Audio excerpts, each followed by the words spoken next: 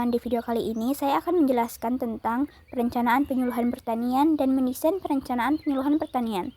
Perencanaan penyuluhan merupakan langkah awal yang sangat penting agar kegiatan penyuluh berjalan efektif, efisien, dan tepat sasaran. Melalui perencanaan yang baik, penyuluh dapat membantu petani mengatasi permasalahan di lapangan dan meningkatkan kesejahteraan.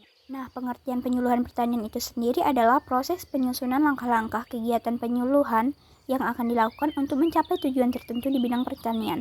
Perencanaan ini menjadi pedoman bagi penyuluh dalam menentukan apa yang harus dilakukan, kepada siapa kegiatan dilakukan, bagaimana caranya, serta kapan waktu pelaksanaannya. Dengan adanya perencanaan, kegiatan penyuluhan menjadi lebih terarah, efisien, dan mudah dievaluasi. Nah, tujuan utama perencanaan penyuluhan adalah untuk menentukan sasaran penyuluhan yang jelas, memilih kegiatan dan metode yang sesuai, mengatur sumber daya secara efisien, dan memudahkan proses evaluasi hasil penyuluhan. Manfaatnya sangat besar, baik bagi penyuluh maupun petani. Penyuluh memiliki pedoman kerja yang struktur, sedangkan petani mendapatkan penyuluhan yang sesuai dengan kebutuhan nyata di lapangan. Sekarang, mari kita bahas tahapan-tahapan dalam menyusun perencanaan penyuluhan pertanian. Tahap pertama adalah analisis situasi.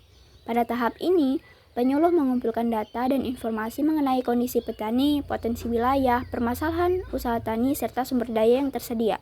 Misalnya, petani di suatu desa mengalami serangan hama pada tanaman jagung. Tahap kedua, identifikasi masalah dan kebutuhan petani.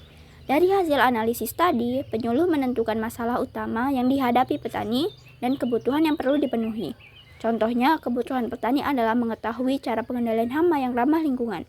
Tahap ketiga, penetapan tujuan penyuluhan. Tujuan penyuluhan dirumuskan secara spesifik dan terstruktur. Misalnya, meningkatkan kemampuan petani dalam menerapkan pengendalian hama terpadu pada jagung dalam waktu 3 bulan. Tahap keempat, penentuan materi dan metode penyuluhan. Materi penyuluhan disesuaikan dengan masalah dan tujuan yang diterapkan.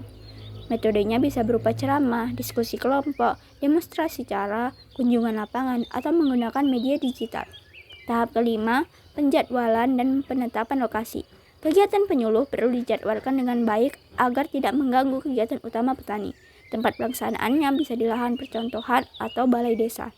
Tahap keenam, penyusunan rencana kerja dan anggaran. Rencana kerja menjelaskan siapa yang bertanggung jawab, kapan kegiatan dilakukan, serta sumber dana yang digunakan. Hal ini penting agar pelaksanaan berjalan lancar. Tahap ketujuh, mentoring dan evaluasi. Setelah kegiatan dilaksanakan, perlu dilakukan evaluasi untuk mengetahui apakah tujuan sudah tercapai dan apa yang perlu diperbaiki ke depannya.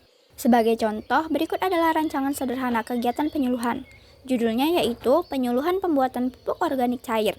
Sasarannya, petani padi di Desa Sukamaju.